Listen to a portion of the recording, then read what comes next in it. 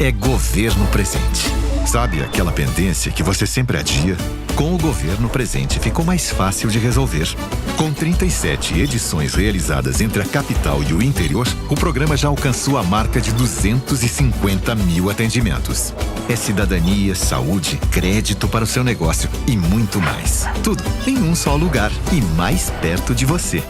Governo do Amazonas. A força da nossa gente. Existe uma educação que há 45 anos transforma vidas, com projetos pioneiros de preservação e sustentabilidade.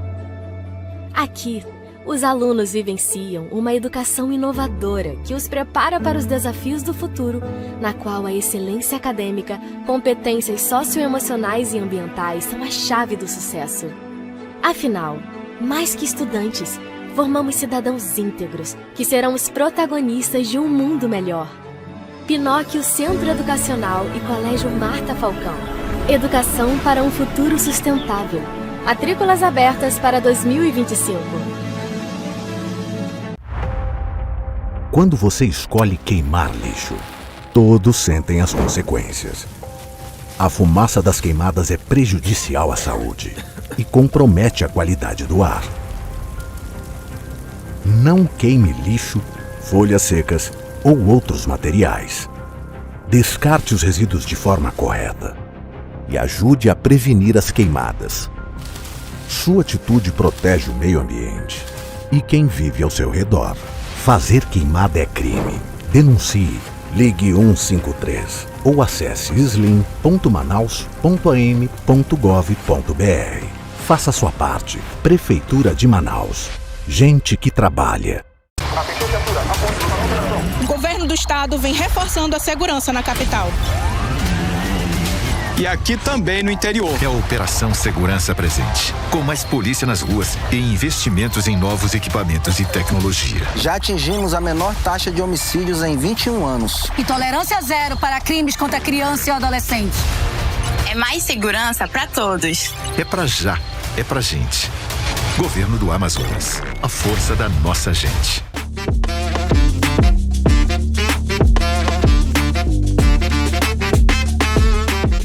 Retornando com o programa em comum, agora no primeiro bloco eu converso com o Antônio Peixoto, que é o diretor-presidente do Implurb. E nós sabemos que Manaus teve uma explosão demográfica há muito tempo, né? A partir dos anos 50, se eu não me engano, Manaus tem crescido cada vez mais, e ela tem inchado. É um problema muito grave, né? E a gente está aqui para conversar com o diretor-presidente do Implurb a respeito disso, né, Antônio Peixoto? A gente vê Manaus, não é da sua época, eu sou muito mais velho que você, e eu estudo muito, eu vejo como é o crescimento da cidade, né? Impressionante. Eu me lembro que eu conversei com o Orlando Holanda, e ele, há muito tempo, antes dele falecer, e ele dizia assim que o governador da época, o que construiu as Coabãs, Parque 10, Japim, Raiz, que era o governador Arthur César Ferreira Reis, dizia assim, não, façam as ruas estreitas das Coabãs e aumentem as casas, façam mais casas, porque Manaus nunca vai crescer. A visão dele era errada naquela época, né? Manaus deu uma explosão muito grande, demográfica muito grande. Tanto que só este ano, entre janeiro e julho, vocês tiveram 44.403 atendimentos. É um número muito elevado em relação ao mesmo período do ano passado. Verdade. Foi 13% que aumentou isso? Exato. Bom, primeiramente agradecer o convite dizer que para mim, Júlio, é uma honra falar com você, falar Obrigado. com a sua audiência desse programa que eu já assisto há algum tempo. Então, estar aqui para mim é um motivo de muita honra, né? Esse programa Obrigado. de grande credibilidade na nossa sociedade aqui manauara, a sociedade amazonense. Então, fico muito honrado e muito feliz. E falar sobre um tema que, para nós, é muito apaixonante, que é o planejamento urbano, o desenvolvimento urbano. Você trouxe uma questão histórica muito importante. Manaus, ela teve os seus ciclos econômicos e cada ciclo econômico trouxe uma explosão, principalmente demográfica, né? Teve várias situações, entre elas a situação demográfica. Ali, com o advento da Zona Franca de Manaus, no final da década de 60, né, que é o Decreto-Lei 288 de 1967, que cria a Zona Franca de Manaus. Né? Manaus já tinha tido uma explosão demográfica anteriormente com o ciclo da borracha. A gente tem as pessoas vindo principalmente do Nordeste e do Norte do país com relação aqui às seringas, com relação àquele crescimento que nós tivemos, né, no final do século XIX e início do século XX.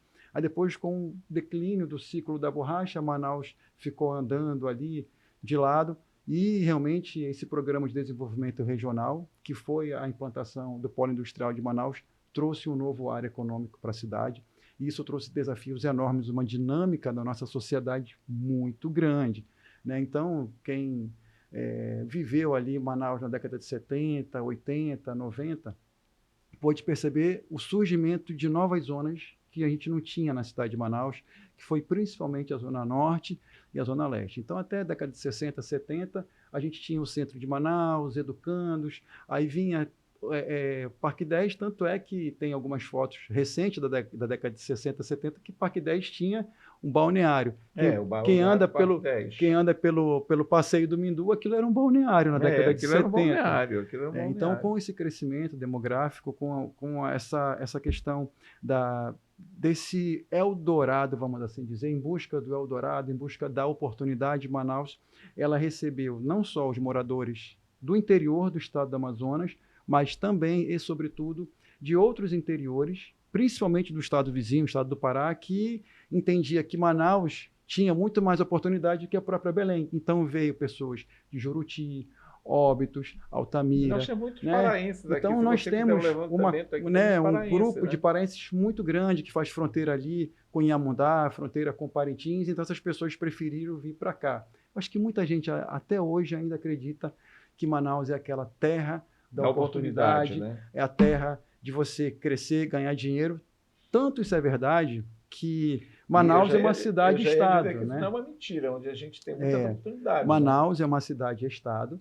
A gente concentra mais de 50%, em torno de 55% de toda a população do estado do Amazonas, mas a nossa economia é 90% de todo o estado. Então, a criança ali, o adolescente, depois que termina o ensino médio, sobretudo naqueles interiores mais afastados de Manaus, ele se vê ali terminando o segundo grau, na minha época o segundo grau, né, o ensino médio, eu falo assim, agora eu preciso trabalhar. Então, lá no interior não tem grandes oportunidades, a não ser funcionalismo público, às vezes uma área de comércio, alguma coisa. Então, todos nós temos sonhos. Então, as pessoas no interior também nutrem em si aquele sonho e vêm para Manaus. Então, todo esse apanhado histórico fez com que essa dinâmica de imigrantes viesse para Manaus, né, e fez essa explosão demográfica. Então, Manaus cresceu, inchou, né, então a gente teve diversas ocupações irregulares, né, sobretudo na Zona Norte, na Zona Leste. Então, me lembro que quando eu começo a ter um pouco mais de consciência da minha idade, né, ali no finalzinho da década de 80, início da década de 90, foi quando começou a crescer ali a Zona Leste. Então, você teve o Coroado, 1, 2, 3, Ouro Verde, o Armando Mendes. O Coroado veio na década de 70, né? O Coroado inspirado numa novela dos irmãos Coragem, né? Que era o Tarcísio Meira e Glória Menezes, eram os protagonistas. Cláudio Cavalcante, e o Coroado vem inspirado daquela história do Coroado. Eu me lembro quando o Coroado teve aquela invasão, era tão longe aquilo ali, os ônibus já chegaram, se eu não me engano, era Monte Ararat, ou Anacácia, era muito longe aqui, e aquelas casas de madeira, aqueles barraquinhos que eu nunca tinha visto na minha vida. Tanto isso é verdade que, se você observar hoje a Altasmirim, né, que é a grande circular, na década de 80 ainda era ramal, né, quem ia ali para a escola, para a antiga escola O paredão técnica, ali, né, que tinha escola estrada do técnica, paredão, né? isso, ali você passava por ramais, né? Então, assim, num passado bem recente, porque 20, 30 anos dentro do contexto histórico de uma cidade é muito pouco É tempo. muito pouco tempo. Manaus né? explodiu. Então, Manaus, assim, todas as cidades são aqueles organismos vivos em constante movimento, e isso impõe ao planejamento urbano diversos né? desafios, aos gestores públicos também, né, porque o planejamento urbano faz parte de toda uma gestão, mas a gestão ela cuida também de mobilidade urbana, cuida de transporte, cuida de educação e de planejamento urbano. E Peixoto, às vezes as pessoas criticam muito os governos, as gestões, mas não sabem que existem orçamentos, né? E orçamentos que não dá para você resolver essa questão da explosão demográfica de uma hora para outra, né? Ah, falta água, falta luz, falta... Mas esses bairros vieram de invasões, qualquer estrutura, né? E vieram de outras gestões assim, que foram se arrastando porque os orçamentos eram muito apertados. Né? Juridicamente, Júlio, existe um termo chamado princípio da reserva do possível. O que é isso? É você fazer o que é possível ser feito, tá, com eficiência administrativa dentro da tua restrição orçamentária. O orçamento público ele é um bolo, tá, que ele vem da onde? Sobretudo dos tributos das pessoas e das empresas. Então, vamos dizer que o poder público ele tem que ser um indutor econômico para que as pessoas e as empresas prosperem. As empresas e as pessoas prosperando, arrecada tributos que vai para esse bolo que é o orçamento público. E você vai ter que dividir para... Como nós temos uma Constituição saúde. Garantista, ela traz diversas garantias, diversas obrigações que o poder público, na esfera municipal, estadual e federal, tem que cumprir com obrigação. Então, vamos falar especificamente do município. A educação básica é o município. O transporte público é o município. Coleta de lixo é o município. Infraestrutura urbana é o município. Saúde básica é o município. Então, o município, CRAs, creches, escolas... É tudo escolas básica. É o município. Então, você acaba tendo uma série de obrigações que o município ele tem que arcar para a cidade, que você acaba, quando você fala assim, quanto que é o orçamento da prefeitura para esse ano? Sei lá, 10 bilhões, 11 bilhões. Numericamente, quando você só analisa um número, fica absurdamente grande. Se fosse 10 bilhões para o Júlio, 11 bilhões para uma pessoa física, é algo extraordinário.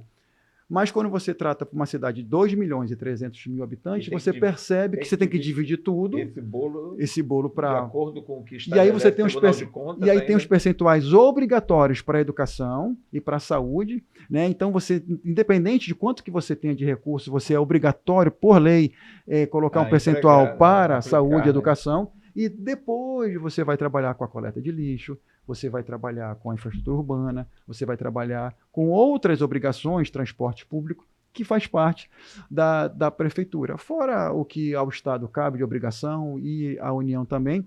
Então, assim, esse desafio, dessa dinâmica social, nós que somos parte do planejamento urbano, é algo... para nós é extraordinário, porque a gente abre uma mesa dessa e sonha Manaus. E desafiador. Extremamente desafiador. Os teus técnicos apresentam uma planta lá. Aí por isso que tem um plano diretor, porque o plano diretor, vamos supor que aqui é o Rio, aqui é o centro de Manaus, aí aqui já é Ponta Negra, zona oeste e centro-oeste, ali zona norte, zona leste, aí você fala assim, Manaus está crescendo para onde? Está crescendo para a zona norte, para a zona leste, para cá, para Tarumã, ainda pode desenvolver. Então você começa a olhar Manaus nessa dinâmica, né? E era isso que eu ia te perguntar. Existe um estudo, evidentemente, dos investimentos que são feitos, inclusive, por grandes imobiliárias, né? Grandes construtoras. Com certeza, né? Exato. As pessoas sempre perguntam. A Cachoeirinha é um bairro que tem muitos atrativos, é um bairro com ruas largas, mas poucos prédios são construídos lá, porque não existe o interesse do mercado imobiliário em comercializar naquela área. Exato, né? exato. E existem outras, o Parque Mosaico, que a gente está falando, onde é a nova sede do Implur, já virou um atrativo mercado imobiliário, inclusive, para as construtoras de investimento. Né? Exato. E isso vai ser dependendo do local. Essa né? dinâmica ela é direcionada pela lei de uso e parcelamento do solo. Então, todo solo ele precisa ser destinado aos seus usos e os seus parcelamentos, gabaritos, etc., né? Para que a gente, hoje em dia, dentro da dinâmica do planejamento urbano, a gente tem que não horizontalizar a cidade. Nós temos que verticalizar a cidade, porque quanto mais você horizontaliza, mais serviços públicos. Então, imagina que você que trabalha aqui no centro e mora lá no Lago Azul, por exemplo, lá perto da barreira. O deslocamento que aquela pessoa vai gerar na cidade, transporte público para chegar até aqui de manhã cedo, para voltar no final do dia, olha só quantas linhas de ônibus vai ter. Imagina se todo mundo que mora... Do mesmo horário, sair do mesmo Exatamente. horário. Então, por isso que a gente tem que trabalhar com os usos e com a questão do parcelamento do solo, para você possa ter novos estímulos de uso e ocupação do solo. Por conta dessa dinâmica, a Zona Norte e a Zona Leste cresceram à base dessas ocupações irregulares, né? Hoje nós temos grande problema de regularização fundiária. Então, por que a gente não tem muitos empreendimentos, por exemplo, verticais na Zona Norte e na Zona Leste? Por conta da regularização fundiária, porque você não tem a documentação necessária para você aprovar. E aí você tem a questão de renda e tal. Então, assim, hoje a gente tem que reconhecer esses programas do governo federal, nessas habitações populares, do Minha Casa Minha Vida, que hoje veio trazer justamente uma saída para esse déficit habitacional, porque muita gente hoje mora nessas casas e nem são delas, são alugadas, né? Então, hoje você passa a ter, nessa área mais regularizada, porque até isso, os programas do governo federal, para você construir aqueles apartamentos de 4 pavimentos, tem que ter regularização fundiária. Então, você vê hoje mais para o Tarumã, aí mais para a Zona Oeste, essas dinâmicas facilita, e aí você passa a ter uma outra dinâmica. Tanto é que a Zona Oeste, que é uma área que tem regularização fundiária, você passa a ter agora, como você falou, o Parque Mosaico, que é ali perto da Avenida do Turismo. Já ali no Tarumã, já foram, agora, esse ano, entregue 572 unidades habitacionais pelo prefeito Renato Júnior, que iniciou pelo ex-prefeito Davi Almeida. Por quê? Com recurso do governo federal. Então, a gente tem ali dinâmicas naquele corredor, que é o Rapidão, também já tem outros empreendimentos do próprio governo federal sendo ali já em execução. Outros empreendedores particulares do mercado imobiliário têm também imóveis ali. Então, a gente passa a ter uma dinâmica nessa área um pouco mais verticalizada. Aí a Zona Sul ali com o centro, a Zona Centro-Sul, vamos dizer, Morada do Sol, Parque 10 também verticalizado, e a área da Ponta Negra. Essa é o mapa da nossa verticalização.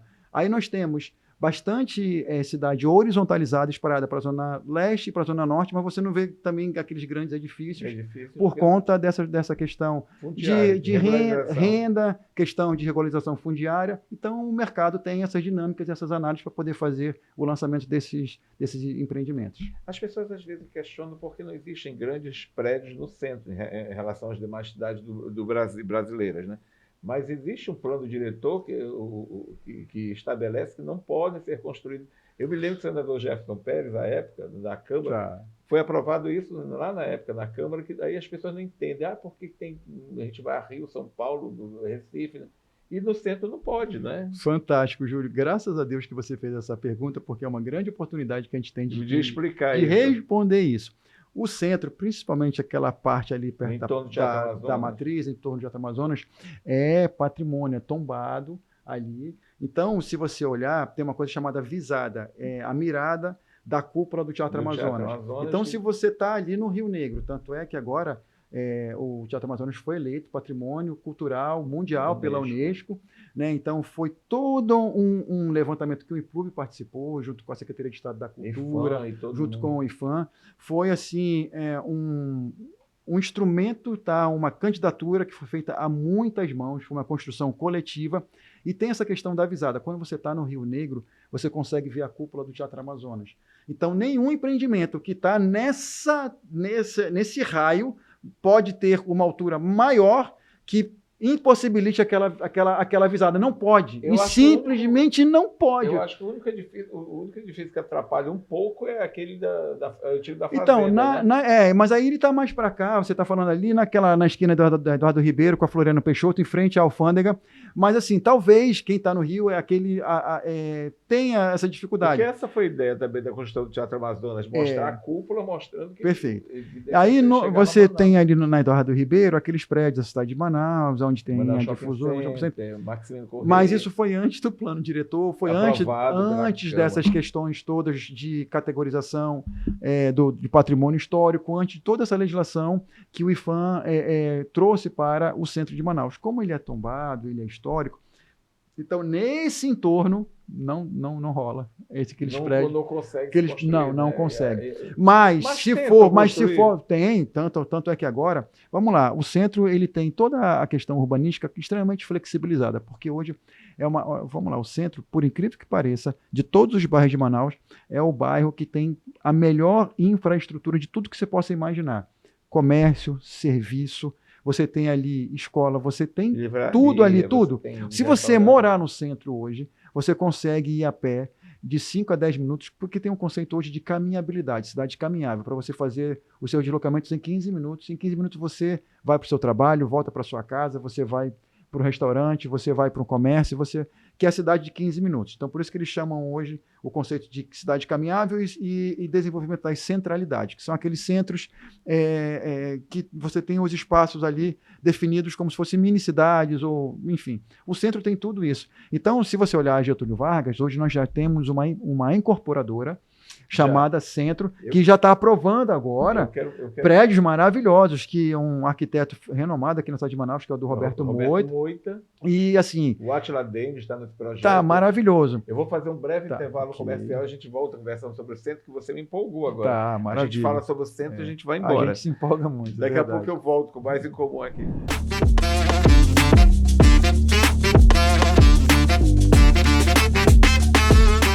Pra já, é pra gente, é Governo Presente. Sabe aquela pendência que você sempre adia? Com o Governo Presente ficou mais fácil de resolver.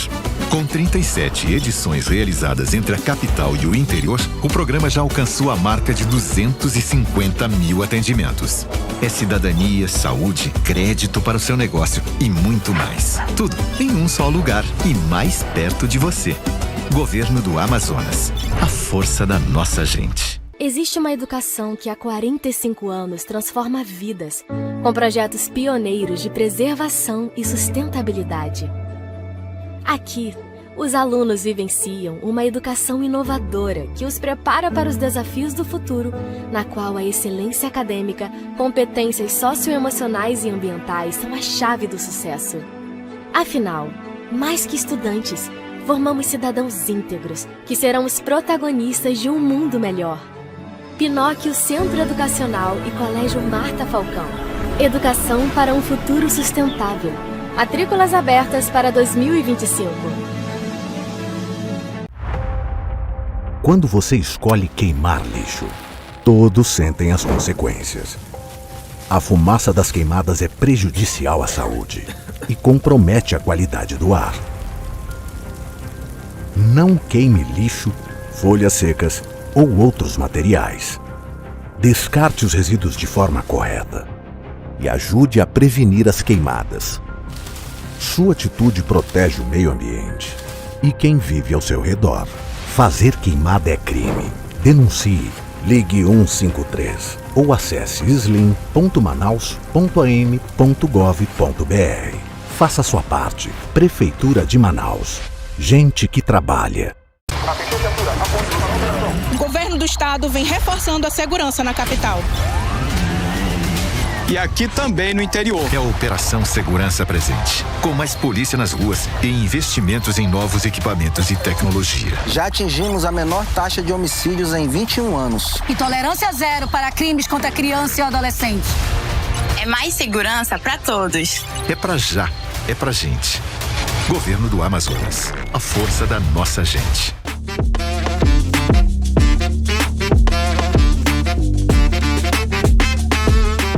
Estou retornando com o Em Comum, conversando com o diretor-presidente do Implurb. Eu, quando me fala em centro da cidade de Manaus, eu me empolgo muito, até porque a gente viaja muito por vários lugares, Peixoto, e a gente vê o centro e compara com o nosso, né? Nós vemos que nós temos muitos atrativos no centro, muitos prédios belíssimos, muitos locais para serem ocupados. E às vezes as pessoas me perguntam por que a prefeitura não sai desapropriando esses prédios aí abandonados e começa a transformar em lugares ocupados por comércios.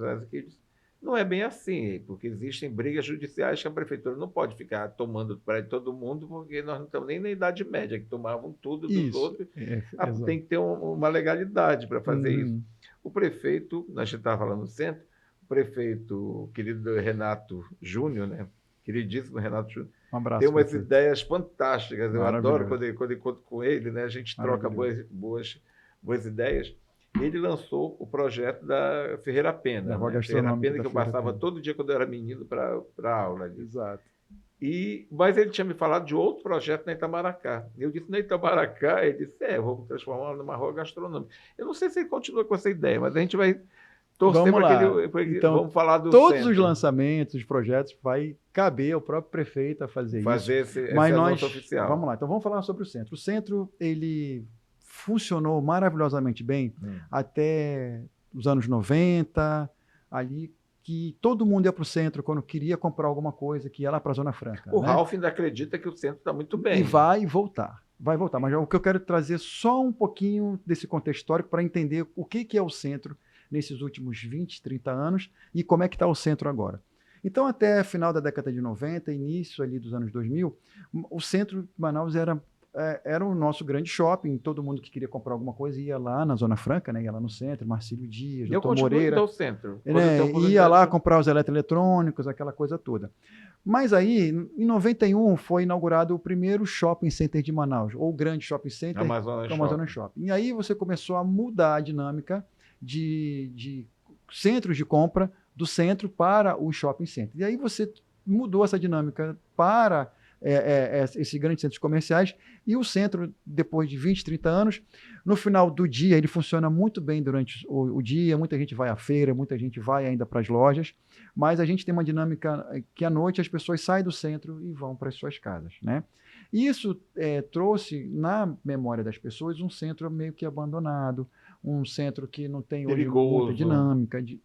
Então, são 20, 30 anos nessa dinâmica. Então, para o centro voltar a ser o que era, você não consegue fazer isso em 1, 2, 3, 4 anos. Muito embora depois de 2021, a gente precisa fazer esse registro, porque são fatos e contrafatos, não há argumentos.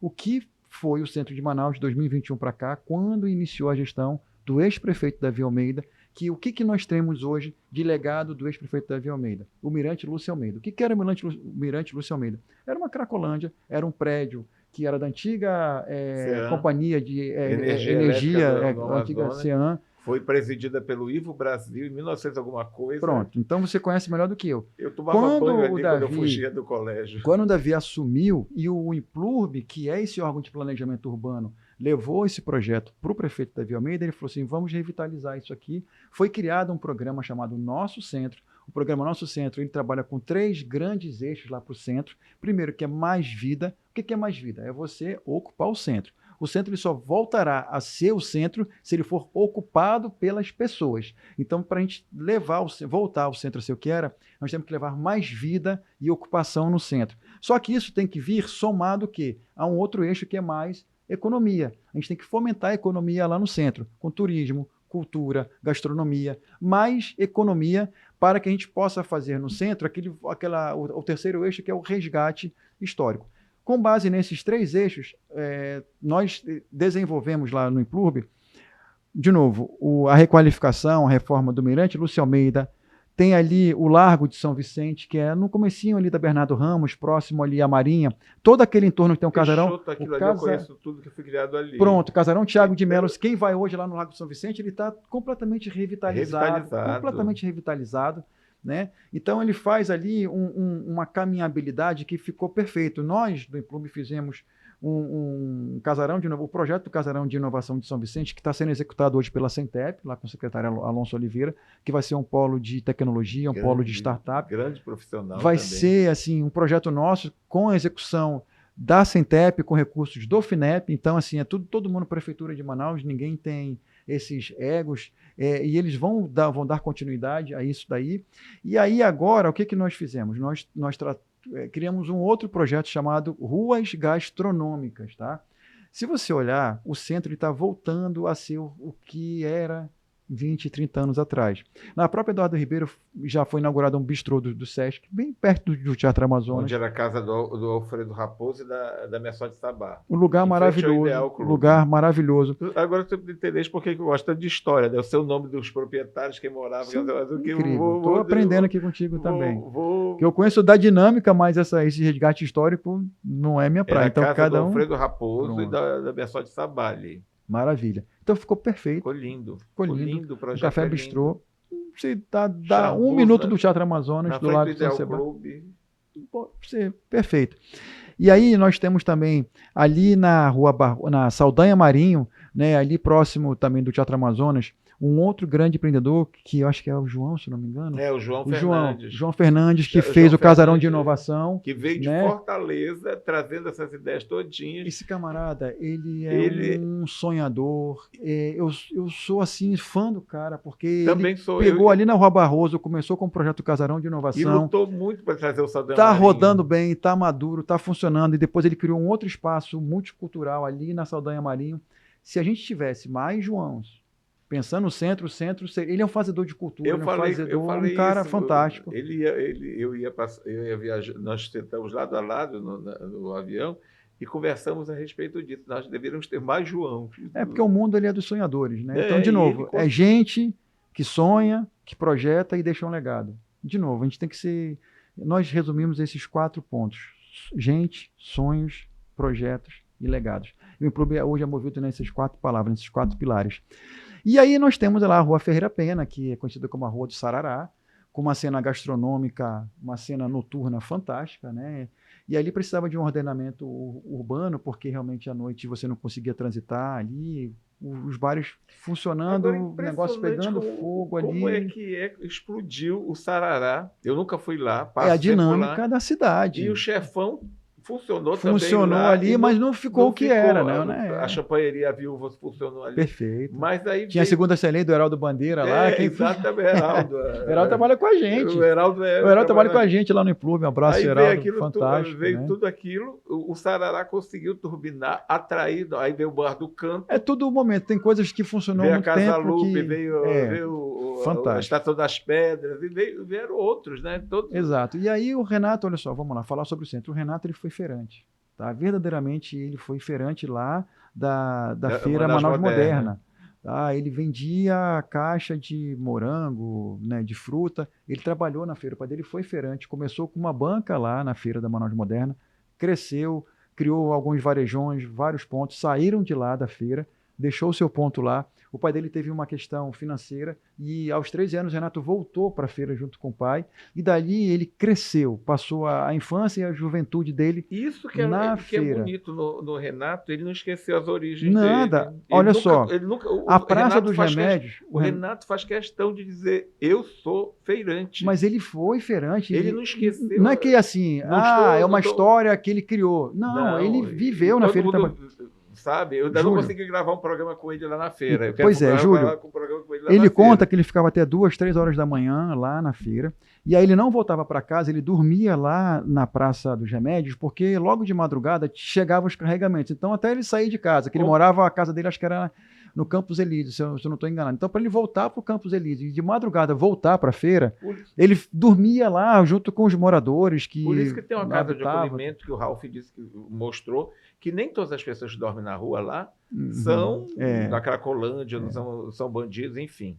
Em agosto do ano passado, o Renato ainda estava como vice-prefeito, como secretário de infraestrutura, ele criou o Mutirão no centro. Foram 16 secretarias, mais de 1.000 servidores trabalhando durante 5 meses intensos, uma grande revitalização do centro. E lá, nessa época, foi criado essa casa de acolhimento. Não é a minha área, que é a área da ciência social, mas ele criou uma casa de passagem, uma casa de acolhimento. Então lá ele dá refeição para as pessoas podem tomar banho lá, né, pernoitar lá, ela só não pode passar o dia. Então durante o dia elas saem, vão fazer outras coisas, quem tem que fazer, procurar as suas coisas, mas no final do dia recebe um kit de higiene, sabonete, pasta de dente, escova de dente. Então aqueles moradores lá em situação de rua, as pessoas em situação de rua, que moram no centro. Então ele criou esse programa, ele revitalizou a Praça do Remédio. Foi levantamento com várias instituições, né? Foi feito levantamento do Ministério Público. Ministério Público, Juizado da Infância e da Juventude, Defensoria, aí teve infraestrutura, o próprio Implube trabalhou, foram 16 secretarias da Prefeitura e outros órgãos que participaram nesse grande mutirão. Tanto é que ele revitalizou a Praça dos Remédios. Se você passar hoje, é porque a gente ainda tem aquele imaginário de que o centro estava abandonado. Se a pessoa hoje for ao centro, ela vai verificar que o centro já é um outro centro. tá? Por conta desse amor verdadeiro que ele tem pelo centro. Então, se você for na Praça dos Remédios, é uma outra praça, revitalizada, tem jardins, os bancos foram todos revitalizados, projeto aprovado pelo IFAM. Então, lá tem um paisagismo que nunca teve, tanto é que teve o Natal no final do ano passado, que foi feito lá na Praça dos Remédios. E essa rua gastronômica é justamente para trazer essa valorização, esse embelezamento, trazer essa paisagem urbana embelezada para o centro, que é a Rua Ferreira Pena. Então ela vai ficar permanentemente fechada para veículos. Quando a gente sai, quando a gente sai de Manaus, a gente vai, sei lá, para o Nordeste, aí vê aquelas ruas gastronômicas funcionando à noite, aquela luz quente, um ambiente mais... restaurantes, aí acha aquilo lindo, todo mundo caminhando, passeando, não tem nenhum carro, não tem nada. Aí todo mundo acha bonito na cidade dos outros, mas na nossa cidade a gente não tem isso. Porque nós temos complexo de vira-lata. Pronto. Eu acho que nós temos um grande complexo de vira-lata, que a gente não aproveita tudo que e ele impôs a gente um desafio enorme, que é 3 meses de obra, que a gente fez o lançamento esse mês. Vocês têm 3 meses para eu tenho até o 15 de novembro para inaugurar. O nosso prefeito é fantástico. E aí ele tem uma energia muito grande, a gente vai dar o nosso jeito. Não, ele é ligado na tomada. Ele não dorme, assim, ele dorme muito pouco.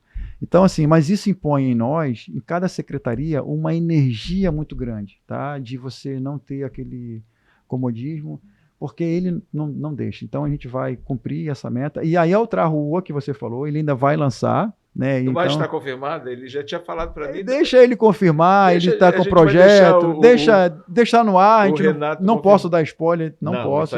É sempre o prefeito que é o primeiro a anunciar. Claro, com certeza. Eu sou soldado, eu cumpro, né, toda essa missão. Marinheiro. Então, você tem que acompanhar essa viagem dele. E somos loucos, né? Estamos num barco, todo mundo louco, assim, querendo, sonhando a cidade. Então, o que nós temos para o centro é algo que você não tem noção. E porque eu conheço os projetos que tem no centro. O centro ele vai ser outro centro. Ele já anunciou isso, então acho que eu posso falar. Ele vai levar algumas secretarias da prefeitura para o centro. Então o centro vai voltar a ter funcionários públicos trabalhando lá. Na hora do almoço, essas pessoas vão ter que almoçar. Eles vão almoçar onde? Elas vão descer e vão lá consumir lá naquele entorno do centro. Então, consumindo mais economia, pessoas indo para lá. Tanto é que tem agora essa incorporadora no centro, que são aqueles imóveis... uma pessoa... Não, é aquele, mas assim, mas eles estão pegando isso, estão fazendo reformas para aquelas habitações de uma pessoa, 2 pessoas, estúdios, um quarto. Um conceito meio estúdio, apartamento de 1 quarto. Porque se você morar no centro, você vai trabalhar no centro, você vai sair de lá, vai trabalhar e morar no centro. Então, vai comer no centro, você não vai precisar ir para shopping, não vai precisar mais ir para restaurante, porque o centro está sendo... Para você ter uma ideia, na Ferreira Pena, aqueles imóveis, todos eles ganharam uma valorização, depois que a gente lançou a Ferreira Pena, que antes era um preço, agora já é completamente outro.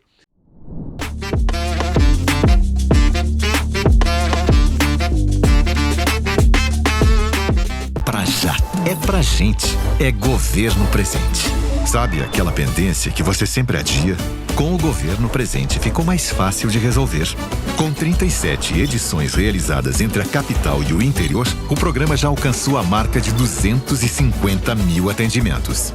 É cidadania, saúde, crédito para o seu negócio e muito mais. Tudo em um só lugar e mais perto de você. Governo do Amazonas. A força da nossa gente. Existe uma educação que há 45 anos transforma vidas, com projetos pioneiros de preservação e sustentabilidade. Aqui, os alunos vivenciam uma educação inovadora que os prepara para os desafios do futuro, na qual a excelência acadêmica, competências socioemocionais e ambientais são a chave do sucesso. Afinal, mais que estudantes, formamos cidadãos íntegros que serão os protagonistas de um mundo melhor. Pinóquio Centro Educacional e Colégio Marta Falcão. Educação para um futuro sustentável. Matrículas abertas para 2025. Quando você escolhe queimar lixo, todos sentem as consequências. A fumaça das queimadas é prejudicial à saúde e compromete a qualidade do ar. Não queime lixo, folhas secas ou outros materiais. Descarte os resíduos de forma correta e ajude a prevenir as queimadas. Sua atitude protege o meio ambiente e quem vive ao seu redor. Fazer queimada é crime. Denuncie Ligue 153 ou acesse slim.manaus.am.gov.br. Faça sua parte. Prefeitura de Manaus. Gente que trabalha. O governo do estado vem reforçando a segurança na capital. E aqui também no interior. É a Operação Segurança Presente. Com mais polícia nas ruas e investimentos em novos equipamentos e tecnologia. Já atingimos a menor taxa de homicídios em 21 anos. E tolerância zero para crimes contra criança e adolescente. É mais segurança para todos. É pra já, é pra gente. Governo do Amazonas. A força da nossa gente.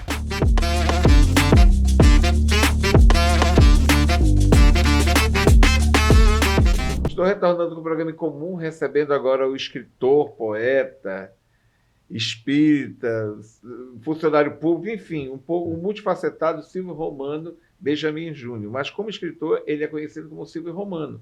Inclusive, ele está falando agora que ele tem várias obras engatilhadas, novas obras. Ele acabou de lançar Confissões da Poesia, que foi uma manhã muito maravilhosa na Valer Teatro, inclusive com bela poesia feita pela Ilka, da mulher dele.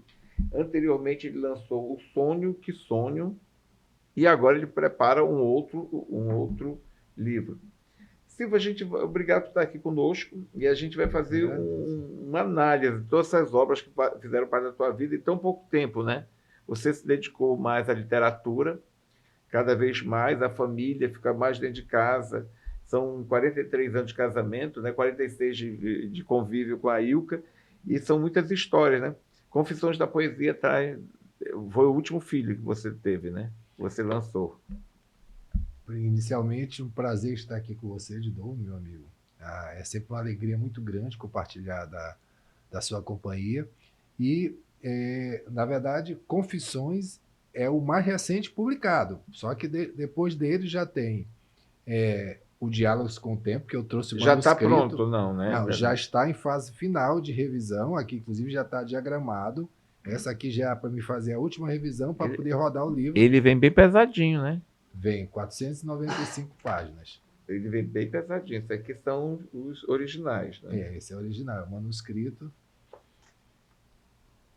Eu quero falar um pouco de cada livro, né? E depois desse, Júlio, tem ainda Ensaio sobre a Velhice, que já está pronto também. E já tem, e o que eu estou terminando no momento chama-se Gestão nos Dois Planos da Vida. E são vários, praticamente são 5 livros já prontos. Isso. 5 livros, né?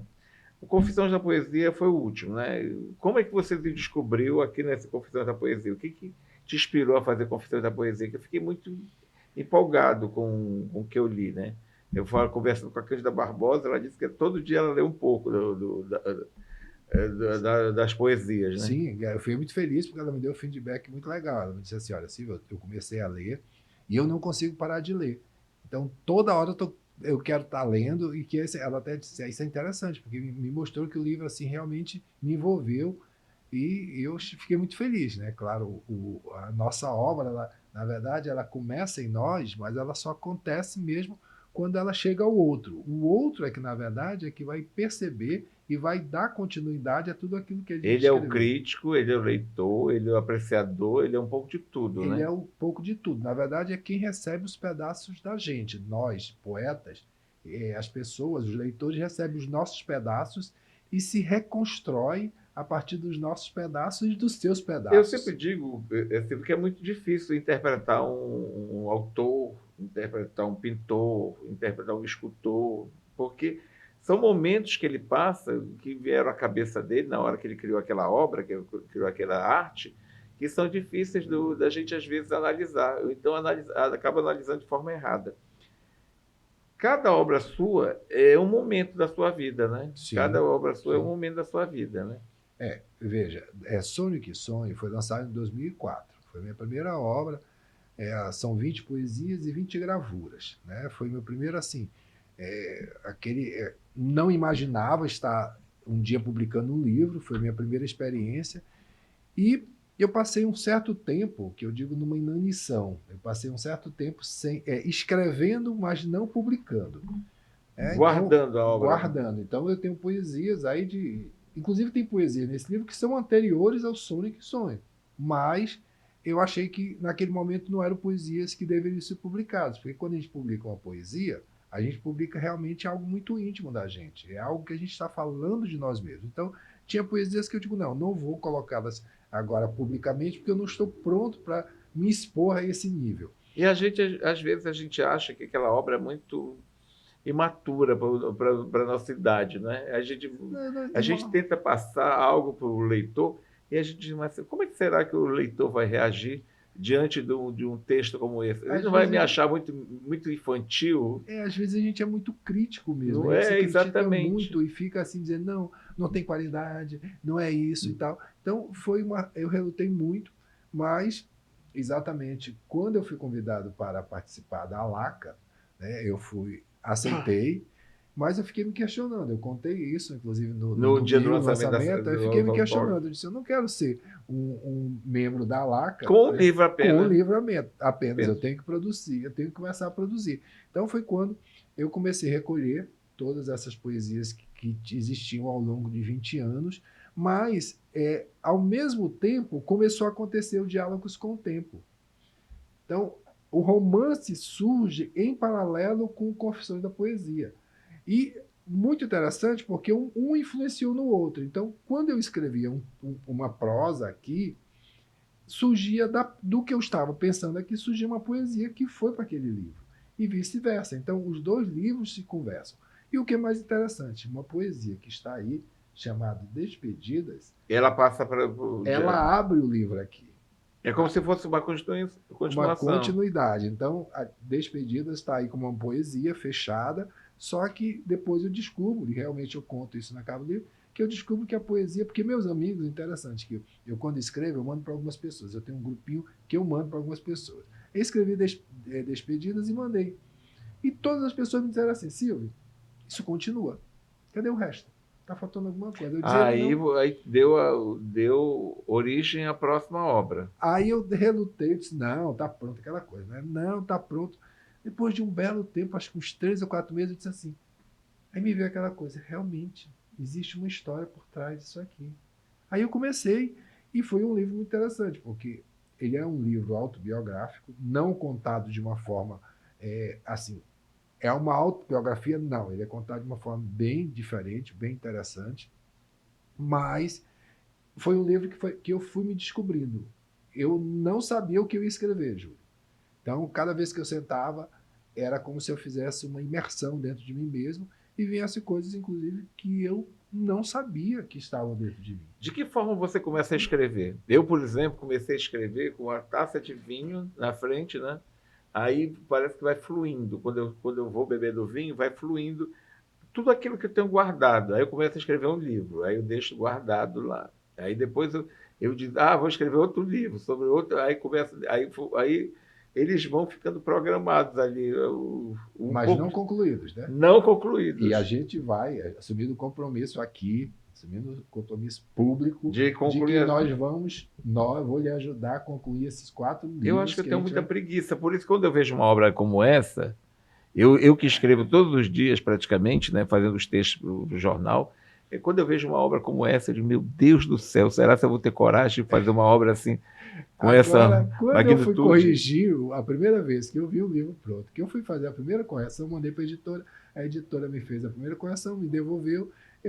Quando eu fui ler, eu disse, meu Deus do céu, eu escrevi tudo isso? Tudo isso? Como? São 22... Eu sou uma pessoa tão ocupada, como é que eu tive arranjado? São 22 capítulos. Esse foi o diálogo com o tempo mesmo. Foi o tempo mesmo. São 22 capítulos, um entre capítulos, um prefácio e um pós-fácio. Então, é um livro praticamente com 25 unidades, mas é um livro que, assim, quando você começa a ler, realmente também... Tem personagens, Silvio, nesse livro? Tem. Tem você dialogando com várias pessoas. Tem eu, tem a Ilka, tem meus filhos. Tem uma família. Tem uma família, tem toda uma história, que é, como eu digo, é uma história, é uma autobiografia, mas não contada de forma linear, não é uma... Você resolveu envolver a família inteira, né?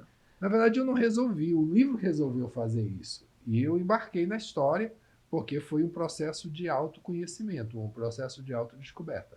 Descobri coisas, assim, e não só descobri, mas ressignifiquei muitas coisas da minha vida, e realmente eu saí do processo um outro Silvio.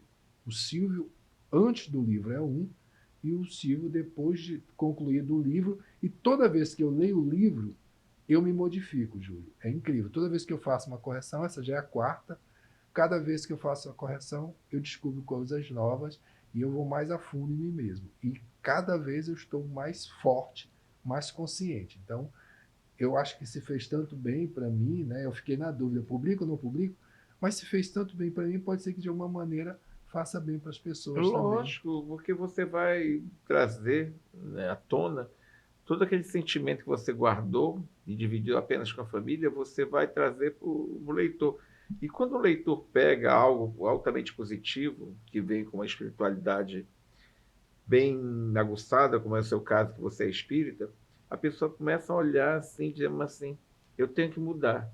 O Marco Belém disse que eu mudei muito, que eu estou muito bonzinho. Eu disse, não é a mudança, não. A gente tem que saber o motivo da nossa passagem pelo mundo. Todos os dias nós enfrentamos problemas. Todos nós temos pessoas que não gostam da gente, nós temos pessoas que gostam, temos pessoas que aparentemente dizem que gostam, e assim a gente vai vivendo. Então a gente vai se modificando com uma boa leitura. Quando você fecha, quantas pessoas já fecharam o livro e disseram assim, isso aqui sou eu vou tentar mudar, eu vou mudar. Com certeza. É isso que eu acho que você procura fazer sempre no seu leitor, né? Sim. Uma das coisas que eu assumi muito comigo foi exatamente isso. Primeiro, eu trago essa questão da espiritualidade. Tá? Não é uma religiosidade, não é religião A, B, nem para impor ninguém, não, você deve ser evangélico. É a ligação com o Deus que existe em cada um de nós. O Deus, aquele ser superior que você dá o nome que quiser. Mas ela existe, então eu trago isso na minha obra. Confissões da Poesia, Sonho que Sonho, Diálogos com o Tempo, todos eles trazem essa questão dessa conexão com Deus. E essa conexão com o nosso eu interior, que é onde Deus reside em nós. E claro que, para mim, assim como é um processo de melhoramento, as pessoas que leem minha obra, elas também têm que ser estimuladas. Porque é uma missão de vida que, inclusive, eu descobri neste livro aqui, eu tive que ressignificar o que eu entendi como minha missão de vida em relação à arte. Hoje, por conta desse livro, eu descobri que a minha missão são criar experiências para que as pessoas possam, então, fazer processos de reflexão, experiências artísticas, que as pessoas possam fazer as suas reflexões e possam, então, provocar mudança nessas pessoas, como provocar em mim. Então, tem que ser realmente uma literatura. Eu não escrevo assim, com a obrigação de fazer isso, mas ela acaba sendo sempre uma literatura que é para melhorar, uma literatura que, ao fechar, você sai melhor dela, você sai estimulado a fazer um processo de mudança em si, no mundo, olhar as pessoas de outra maneira, porque eu acho que a nossa missão no mundo deve ser essa, né, Júlio? Eu acho que a gente veio para cá para exatamente, de alguma maneira, contribuir para que o mundo possa ser melhor. Agora, a gente está falando no teatro, na interpretação. Quando eu cheguei no curso de Direito, nós tínhamos que fazer teatro. Aí eu dizia assim, mas eu não quero ser ator de teatro, eu não quero ser artista. Aí todo mundo diz assim, mas isso serve como exercício para que você traga à tona, você realize um bom trabalho como futuro advogado.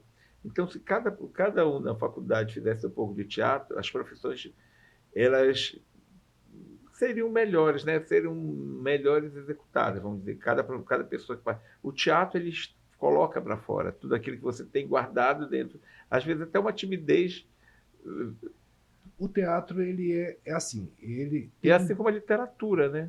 A arte como um todo tem inúmeras possibilidades de realmente acessar o nosso eu mais profundo. Tá? Isso não sou eu que digo, isso é a psicologia, Jung diz isso. Tá?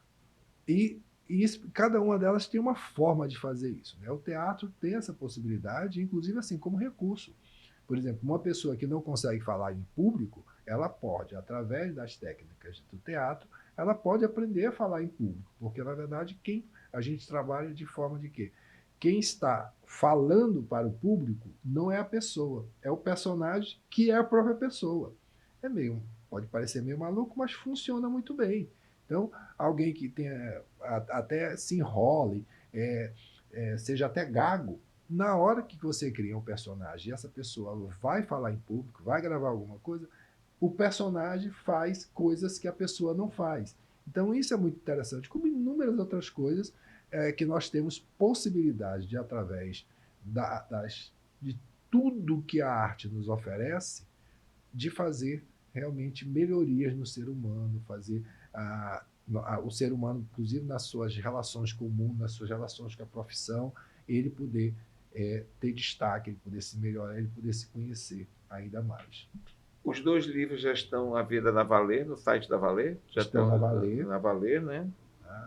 As pessoas podem adquirir lá na Valer. Pode adquirir na Valer, tanto o físico, né, quanto pela virtual. E também nós temos todas as plataformas, tá? Já na Amazon, em todas as plataformas, você pode adquirir o Confissões da Poesia. O Diálogos com o Tempo vai ser lançado quando, Silvio? Esse Diálogos com o Tempo, a previsão dele, essa aqui é a última revisão, que eu espero estar entregando até a próxima semana. Ainda vai ter outra revisão, ainda vai ler várias vezes. Não, essa aqui é a definitiva. Última, essa é a última revisão. Tá? Por isso que ela é feita dessa maneira, gente, porque a gente corrige aqui, aí quando volta a gente vai conferir só aqueles pontos que a gente já fez observação, a gente não lê mais, porque senão a gente muda de novo. E a gente muda de novo. É isso que eu tenho medo como escritor. A gente muda de novo, mas aí é por isso que existe essa daqui. Essa aqui já inclusive em PDF, para que a gente não possa estar fazendo essas alterações. A capa está pronta, que está muito bonita inclusive também.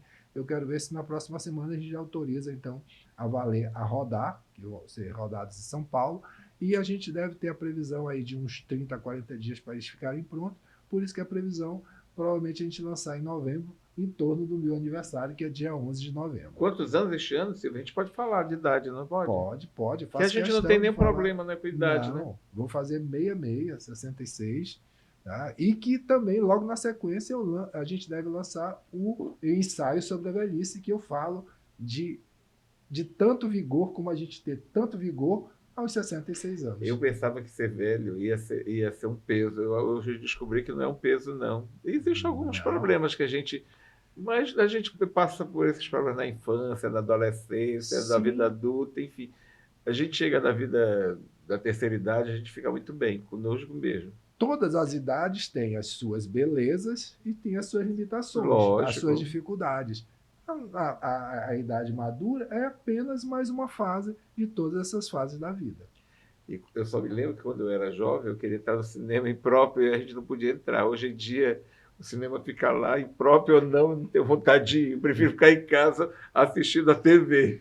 A gente aprende que existem coisas melhores, né? Eu acho que essa é exatamente a experiência de vida nos faz entender que muitas vezes a gente não precisa sair de casa, sair de onde a gente está, para ir atrás daquilo que é o melhor da gente. E que está, muitas vezes, ao nosso lado, a família, e que muitas vezes está dentro de nós mesmos, que somos nós. Então, a gente não precisa estar saindo em busca de nada. Obrigado, Silvio. Muito obrigado.